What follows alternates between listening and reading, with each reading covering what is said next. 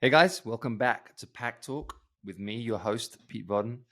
Um, I wanted to talk to you guys today about my favorite topic. I've talked about this before on the podcast, but I want to go over some stuff again about programming. I want to talk about programming at Pharos, and I want to talk about programming evolution in the industry, what it's looked like for the last kind of 20 years, what it looks like now, and what it's going to look like in the future. It's a particularly interesting subject to me because obviously we are a results based gym. We want to get people the best results possible. And in order to get the best results possible, you have to have great programming. And when I say great programming, that isn't programming that's just blanket programming for everybody. It has to be programming that has a purpose. It has to be programming that delivers on the promises it makes. Now, you see so many gyms that, they're trying to be like, this gym will do everything for you all at once and in record time. And it's just one thing. Um, and it's very hard from a sports science perspective to justify that claim because A, we're all different. B, we all have different goals. And C, you're going to need more variation than one thing can possibly offer you. Um, when we started Pharos, I had been working, I basically became a personal trainer when I was 26 years old. I'm now almost 46 years old. So that's pretty much 20 years. And I've been training, my whole life since I was 15. And when, of course, I started out, there wasn't everything there was now. There was no CrossFit. There were no HIIT gyms. There were no indoor cycling studios. There were no kind of boutique boot camp style places. They didn't really exist at that time. When I was coming up, it was more kind of like you had your kind of like gymnasiums and you had your school gym, and you may have had like a barbell weight set at home, which I did. And there would be team sports, but obviously there was nothing like, you know, CrossFit. There was no functional bodybuilding. That wasn't even a word back then. uh, there was no real kind of sense of hybrid athletics. You would maybe play soccer, or you would play basketball, you would play rugby, you would play sports, and you would maybe strength train. If you were really good and really well versed, you might do some really good strength training for that sport. So you might be doing your squats, you might be doing your deadlifts, etc. But it was rare. It was a rare occurrence. And if you look back, even if you look back at the physiques of rugby players in the 70s and so forth, it was a completely different thing. Like the size of the people, the strength of the people, the power of the athlete has evolved so much in the last 20 years, uh, last 40 years, 50 years. It's kind of incredible to see. So when I started out, you are following more of a kind of a traditional like bodybuilding split that was basically defined by Arnold Schwarzenegger's Encyclopedia of Modern Bodybuilding, which, if you haven't read that book, it's still one of the best books on bodybuilding ever written. It's so well broken down, so informative, but not crazy scientific. It doesn't like boggle you. It's straight down the line and just great information, great exercises, great routines, etc. So that's the Encyclopedia of Modern Bodybuilding by Arnold Schwarzenegger. And most of us, if we were doing weight training, were following that kind of a split. So maybe a chest and back, legs, shoulders and biceps, back and triceps, whatever it was. You were following that split throughout the week. And that was pretty much the standard. Plus, obviously, your cardio, you had your runners, you had aerobics at the time, you had all that kind of stuff. But there was no real combination of weightlifting and cardio into one kind of high intensity modality. That kind of changed, obviously, in the beginning of the 2000s, 2007, with the advent of CrossFit. And when that came in, you saw really a combination of everything that had come before put into one thing. So a combination of weightlift, a combination of gymnastics, a combination of high intensity cardio, a combination of running, of rowing, and all that stuff, all put together, which of course complicates programming because suddenly we're trying to be good at a lot of different things. and that traditional bodybuilding split didn't quite work for that kind of training. So programming changed, programming evolved. In the beginning, it wasn't great. It was kind of like just a bunch of stuff thrown together to try and build this kind of hybrid athlete, but it didn't really have any kind of real structure to it. If you go back to 2007, 2008, 2009, and look at the programming for CrossFit, it wasn't fantastic. It was kind of just a bunch of stuff that was kind of like thrown together. Now, not to say it wasn't worthwhile, because people got some great results. People got people got addicted at that point because it was fun. That's the main thing. It was fun and it was new, it was exciting. You could work out with your friends. It wasn't just going to a gym with your headphones on and doing your own thing. It made working out in a gym like sports. It made it like being part of a team sport that you were all involved with and could all do together, which was of course super fun. Which is why it became so popular.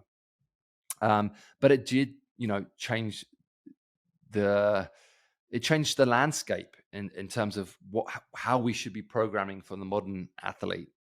Now, of course, not everybody's on board with that, and people obviously, and still to this day, do stick with their their traditional bodybuilding splits, which I do from time to time as well.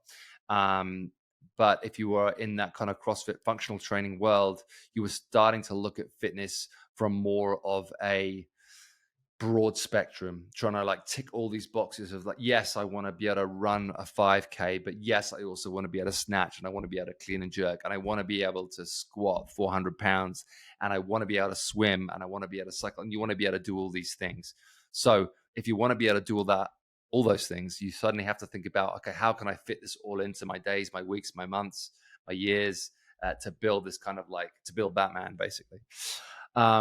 So it made things more complicated. And then you added to that, the kind of the birth of the HIIT studio. So you started to see all these like boot campy gyms coming up. So you had, Barry's Boot Camp, and you had Orange Theory, and all these other like F45, which obviously came later. But you started to see more and more of these kind of like boutique studio, circuit training type gyms that, again, was just kind of a bunch of stuff thrown together. And certain days might have certain emphases, like there was maybe a chest day or maybe a back day, and it was a combination of running and lifting in a very kind of basic way, not necessarily really programmed, but just kind of like, this day we're working on this stuff kind of deal. So that started to come up. You also had the kind of like rebirth of boxing and martial arts in the early 2000s, and still to this day, like boxing, white collar boxing was huge. In the early 2000s, that's what I was a big part of, and I loved, like, when I first started out as a trainer from like 26 for the next 10 years, 26 to kind of like 36, I was boxing a lot, and that was super popular in the UK, and it was popular in the States. And I think it's changed now a little bit. It's moved more towards UFC. It's moved more towards BJJ has become a lot more popular. We're all a lot more aware of concussions and head trauma and that kind of stuff. So we tend to avoid like blows to the head so much as we used to. I think I'm still struggling to this day from the sparring that I used to do. But there was that combat side of things as well. So throw in that element, and then you had all these different things coming together. So you had combat, HIIT, CrossFit, bodybuilding, strength training, all these things that were sort of coming into the consciousness. So by the time Pharos Athletic come around in 2017, 2016, I've been working on all these different areas and seeing the benefits and experiencing all these different things, and kind of seeing, what does what gets results in what area, what can people adhere to, what can they stick to, what are people inspired by, how does it affect people, how does it build community, what suits different personalities, which is a huge part of it.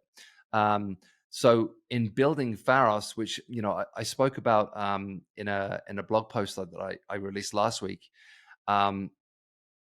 it was kind of based on the movie stuff I've been working on, because for the movie stuff, you have a finite time in which to build your character, right? You have your actor or your actress that you're working with.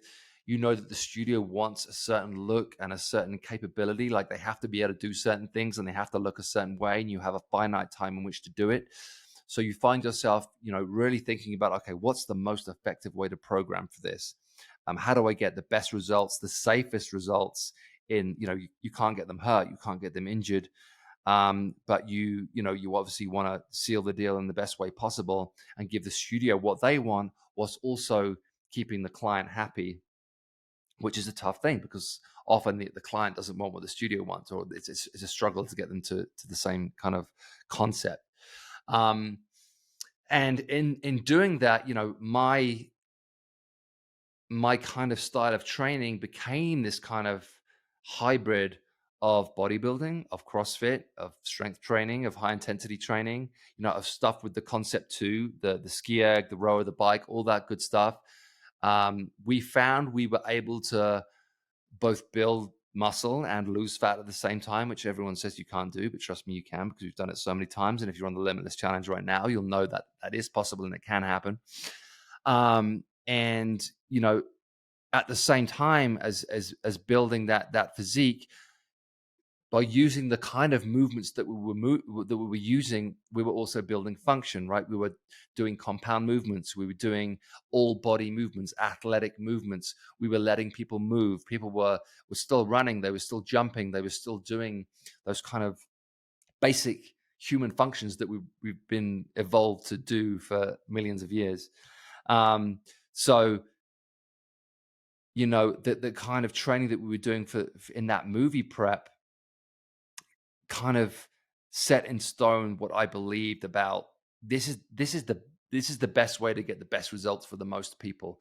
Because a lot of the time, I was working with groups. Sometimes I was working with individuals, but a lot of the time I was working with groups. So it's like, how do you get the best results possible broadly for the most people? How do we how do we get the most out of people? How do we be efficient with our time? How do we keep them entertained? Because if you just bore the hell out of people for 6 months, it's also going to be tough. So you have to make it fun. It has to be understandable. So explaining the why behind everything.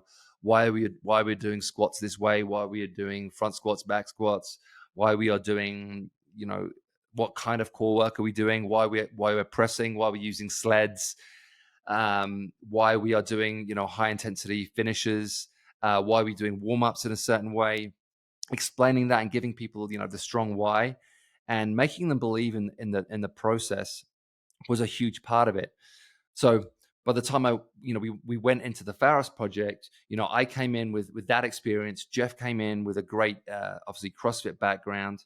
Emily came in with a fantastic kind of physical therapy kind of background. She had developed her own mobility programs, which she'd been using for a number of times. So we could bring all that together and open this Pharos project with this kind of new idea of what a gym could be and could offer.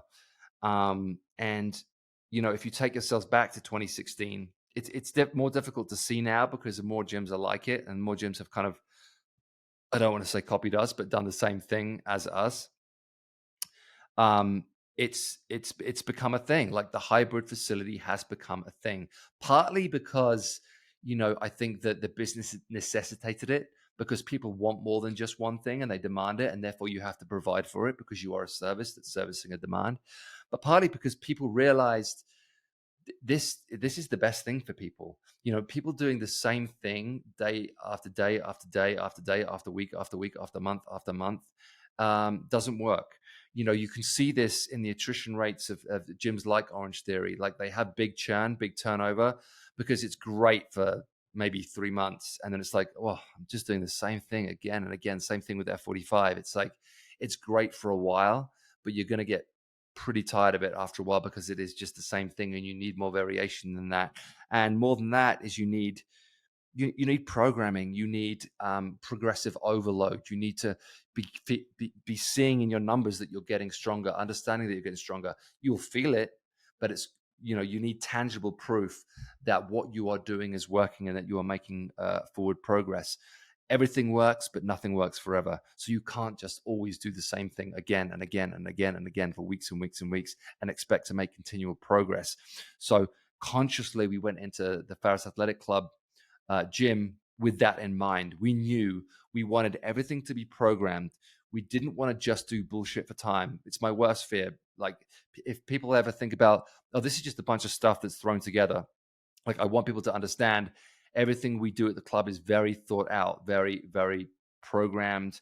We're very aware of, longevity, and what we want people to understand is the value of the value of strength, but also the value of building lean muscle tissue, and not just going into the gym to just sweat. Like, the thing of people just going in and constantly breaking themselves every day and just like burning as many calories as sweating as much as possible. You can't do that all the time. You can't do that forever. You have to think long term, and for the sake of your metabolism, what you really need to do is gain as much lean muscle tissue as possible whilst maintaining good cardiovascular health and mobility. And through all the protocols and all the classes we have at Pharos Athletic Club, that is our goal. We want people to feel great. We want them to have fun. We want them to gain strength. We want them to feel fit. We want them to gain lean muscle tissue, and understand the benefits of that. And they'll see it. They'll see it on the in-body. They'll see their basal metabolic rate go up as their lean muscle tissue increases.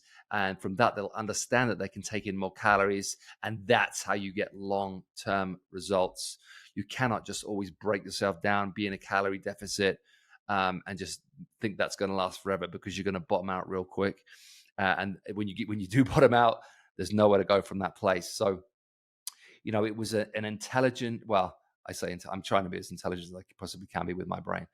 But, it was taking everything that I'd seen, everything obviously that I'd studied, I'd experienced, I experienced and experimented on myself and on my clients, what I'd seen, and then put it together. And, from the outset, I maintain that I think we were the first kind of like functional bodybuilding class, like a really good kind of functional bodybuilding in a group setting class, which is what Blvd is. We were the original Blvd class. There's a lot of gyms now that have a Blvd class, but we were the first to have it, as far as I know. And a lot of people came from a CrossFit background, or a lot of people had been maybe scared to do CrossFit because of the high skill movements, because of the gymnastics and so forth. They didn't necessarily want that, or didn't want that anymore. But what they did want is the group dynamic.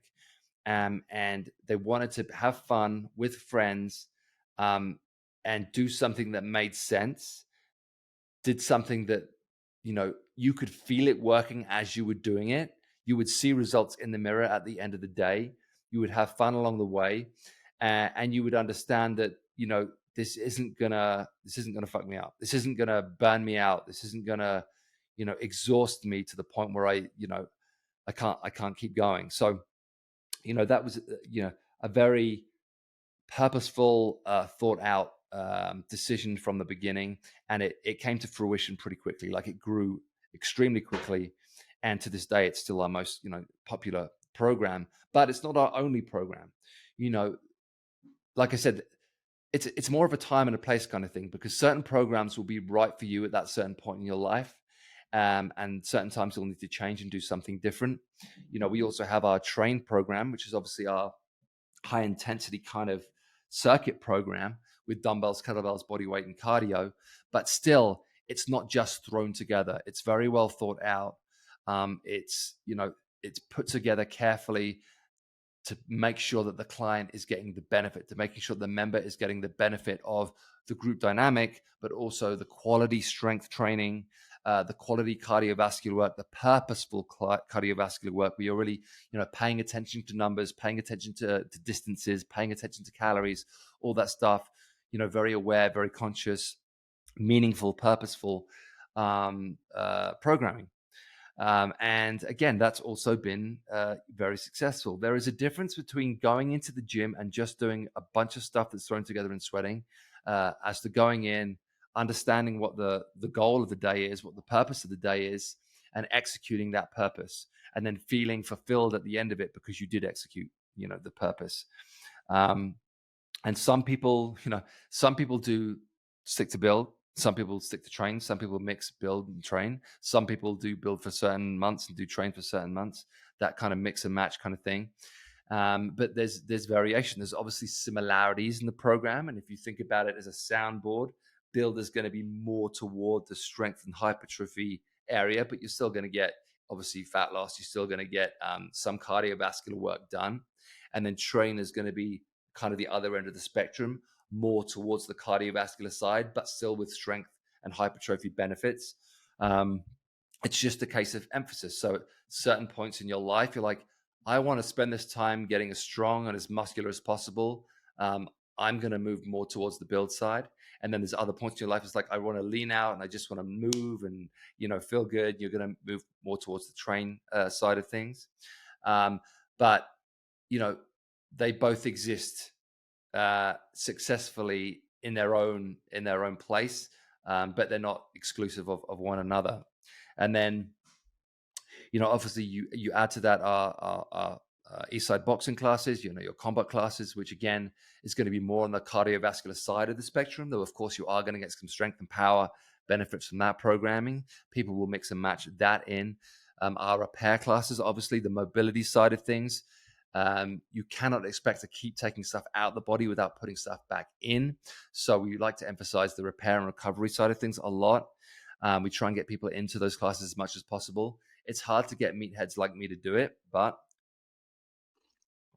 it has such huge benefit, especially in terms of longevity. Like in your 20s, you can kind of like get away with it. As you get into your 30s and 40s and 50s, you have to pay more attention to that stuff. So, the repair protocols, the yoga side of things has a huge place at the club, and, it's super important.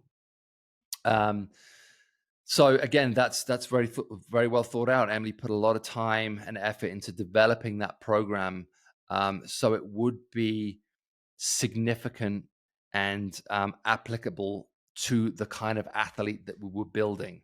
It's not just repair, isn't just a standard kind of yoga routine program. It's like, okay, what movements are we doing? And what stuff can we do in here to repair from those movements, to recover from those movements, and prepare ourselves for those movements again in the future? How can I increase my mobility? So it's not just being flexible, it's being mobile and having strength and end range, and being able to find good position, because that then translates back to everything we try and do in both functional training and CrossFit. And the CrossFit side of things, of course, we still have our CrossFit. We still have our RX program at Pharos Echo Park, and we have the Pharos Redondo location, which is more of a CrossFit gym, and CrossFit's hugely popular there. And a lot of people do it. A lot of people do it religiously, and a lot of people love it.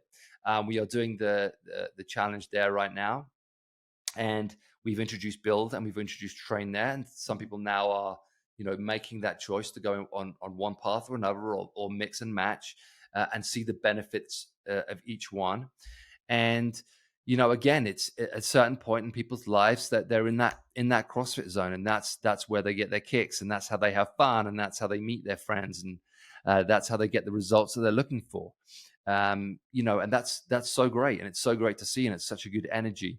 And then some people are like, you know what, I'm gonna do build today. I'm feeling a little, I'm, like I said, almost 46. I can't do CrossFit every day anymore. My body doesn't like it. I got to be honest. I get like a little burnt out. I start to lose muscle mass, and I need to pull back a little bit. So then I'll go back and do more, a build type program. So I kind of toggle between build and CrossFit. I love both. I enjoy both. Both have a huge part in my life, and I like the experience of both. So I mix and match. Other people, they're still in that kind of diehard CrossFit phase, which is great. Like I said, it's not about what's right and wrong. It's about what's right for you right now in your life. And if that's the right choice for you right now, that's great. I would just say, like, long term, sometimes it's good to pull back just a little bit and focus more on just like strength and hypertrophy and movement patterns and so forth. and not worry so much about, high intensity, aggressive stuff all of the time. Some of the time, for sure. You have to keep that mindset. You have to be able to dig deep when you have to dig deep, and you have to be able to have that hardcore side of you. But just know that you don't have to batter yourself every single day to get results. You have to put some stuff back into the bank if you're going to keep taking stuff out of it. We have a lot of clients who maybe, maybe females who have historically kind of just done cardio, just done HIIT, and been on calorie deficits. And now they're at their point, and they're in their mid-30s, and it's like, oh, this doesn't work anymore. Like I can't lose fat. And it's just because they've constantly been in that catabolic state. They've constantly been taking out. They haven't been focused on building lean muscle tissue. They've kind of wrecked their metabolism a little bit by constantly dieting, constantly doing cardio, constantly putting that stress and building up that cortisol, like so much cortisol in their body that they can't lose fat. And that's a very, very common thing. If you are being careful with what you eat, if you are working out consistently and you're not losing the fat that you want to lose, it may well be because you just have too much cortisol in your body. You're putting too much stress on your body, and your body's just in shock mode and just holding on to that fat because it's in stress mode. It's worried, it's scared, so it's holding on to the fat for future use. So sometimes you need to step back, and you need to look at it from the big picture and think, okay, if my basic metabolic rate is not going up, if I'm burning less calories in my resting state than I want, then ultimately I'm going to need to build some lean muscle tissue at some point, and I might as well start that right now. So that's what we try and encourage as many women as possible to do stuff like build, because I think historically there's been so much misinformation with women and bodybuilding and strength training and building muscle and so forth. There's been so many different stigmas and so many stupid comments attached to it, but you have to discard all that and just think about health. Like, we all want to live long, healthy lives and keep our structure, anatomical structure, as long as possible, stay mobile, stay active, be able to move. And like I said before, holding on to that lean muscle tissue, maintaining that lean muscle tissue, building that lean muscle tissue as we age is going to be crucial, to be able to do that, to be able to keep mobile and keep moving. And just basic stuff like the strength to stop yourself from falling over is so huge when it comes to, longevity. Obviously keeping your heart healthy and all that stuff is essential too. But for so long, I feel like the lean muscle tissue thing has been overlooked and not emphasized enough, especially with women. Like I said, too many stigmas, too many stupid comments, too many magazines talking about being skinny rather than being strong. It's changing now. People are more aware. We talk a lot more about it. Strong is the new skinny kind of deal.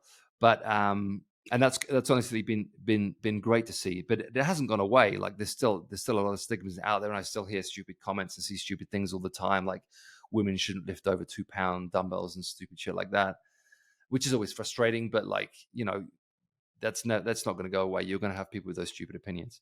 So strength training, building lean muscle tissue, all that stuff, that's a huge part of what we're trying to say at Pharos Athletic Club. And on the one side, you have the performance side of things. So you have your high performers who, they're going to be on that CrossFit side, and they're going to be, they're going to care about times and about numbers, and they're going to be very performance focused. And again, that's fantastic, because at a certain point in your life, you're going to be in that mode. But I think high intensity performance at a certain point takes a back burner from health, and just thinking, okay, what's the healthy thing for me right now? What's the healthy choice?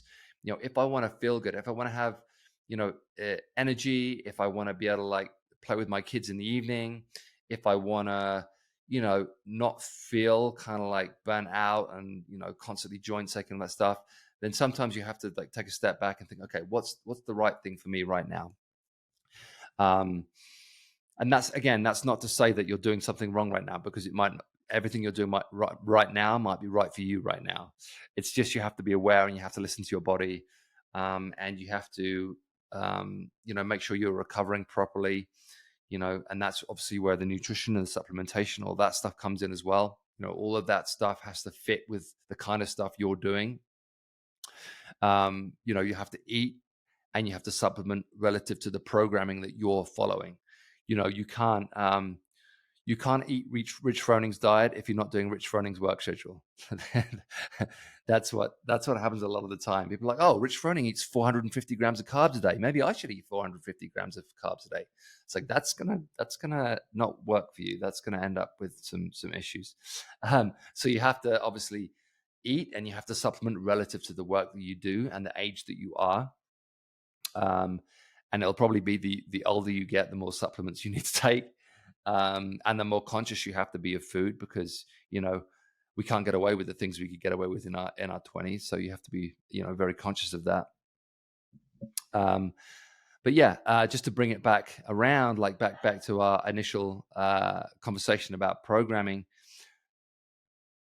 Programming has to be a very conscious effort, and I don't think I've changed my mind in the time since Pharos has opened.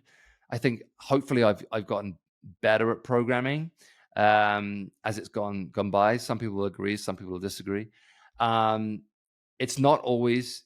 I try and make it as fun as possible. It's not always fun. Like sometimes it's just hard. But you try and keep that fun element in always, and always remember that people are coming in to have a good time and get what they want to get out of it. There are certain things I don't program, even though I know they would be effective. It would bore people so much to death that I just won't do it. So you're trying to always walk that line between it being effective and entertaining.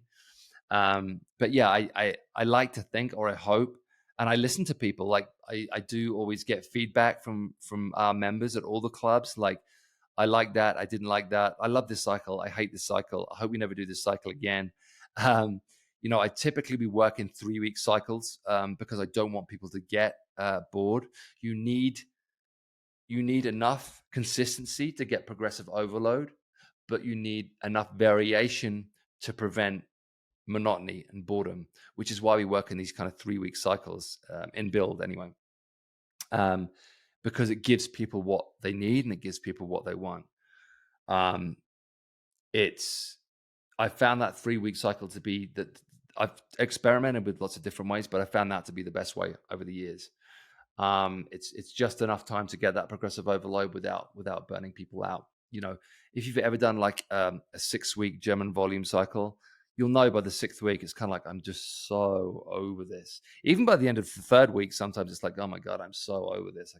But just know that you need that consistency to make progress. You need the progressive overload to keep going. So you always have to stick with the plan to see the results that you want to see. And like I said, it's been good to see. I mean, it's hard from a business point of view because you don't want people to do the same thing as you're doing because you want to be offering something exclusive. But I think I have to just look at it like I think it's testament to us that we've done a good job of it, that other people have started to introduce more of kind of like group bodybuilding style classes and puts a slightly different emphasis on the gym. And the other thing that we brought in, at a slightly later date but fairly early on was our kind of open gym, more of a traditional bodybuilding type gym. We have great equipment from Arsenal Strength, some new equipment from Watson. They're going in a new facility in Palm Springs, and we found that introduction for a lot of people is hugely beneficial, partly for accessory work, partly for people that want to accessorize from the group stuff that they do, and partly for those times and for those people that do just want to work out on their own. I will argue the point to my death.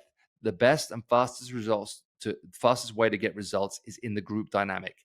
That is the best way to get results as quickly as possible. You will rise to the level of the energy around you. You will buzz off each other and you'll get the best results. However, there is a time and a place where you just want to go in on your own and do your own thing in the base, and that's totally fine.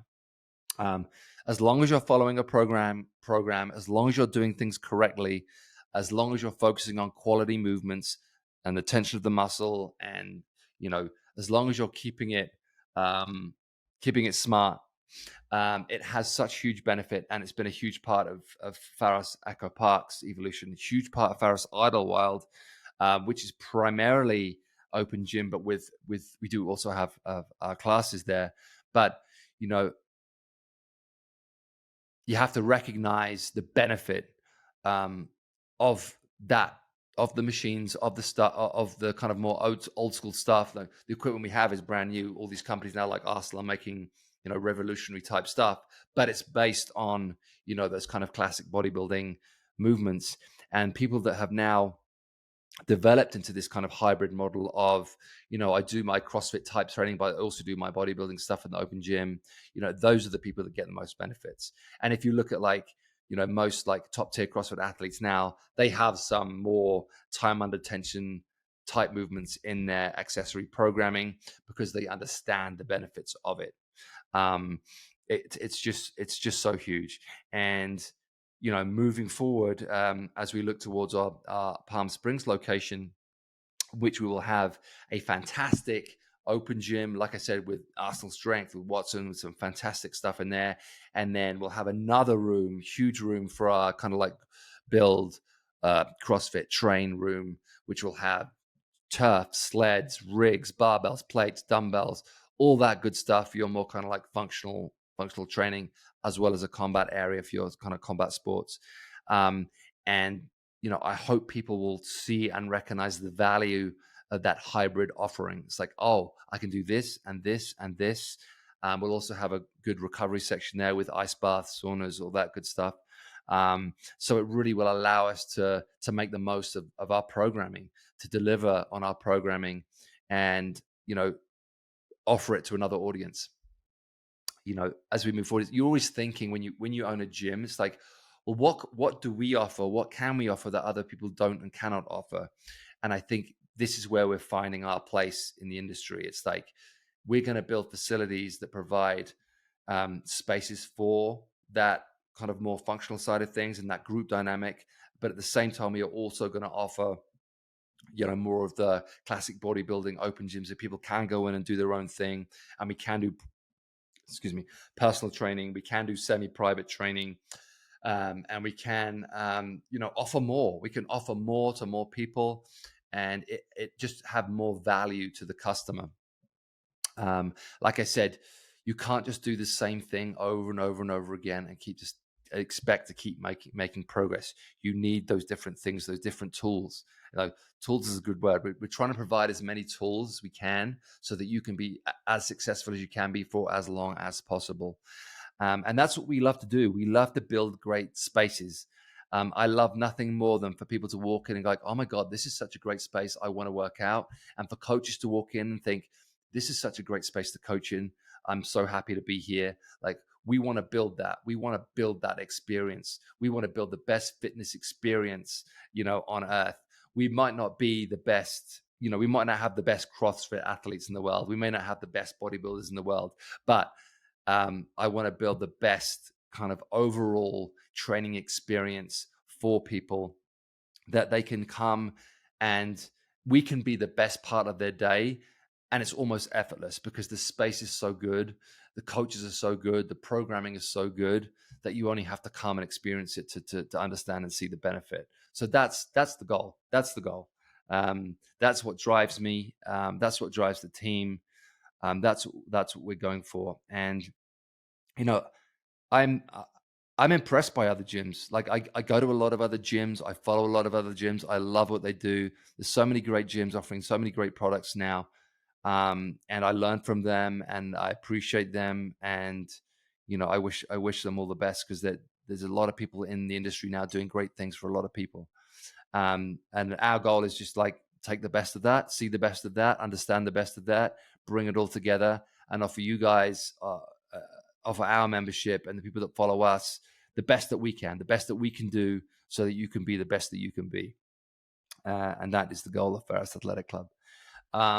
that is it for today, guys. Thanks for tuning in. Like I said, I love programming. If you have any questions about programming, please let me know. I will keep trying to program the best for you guys. I will try not to bore you. I will try to entertain you while still trying to deliver the best results possible, and make it fun, and be, again, the best part of your day. So let me know if you have any questions or any comments. Love to hear from you guys, and I'll see you in the gym. Until next time, thank you guys. Bye.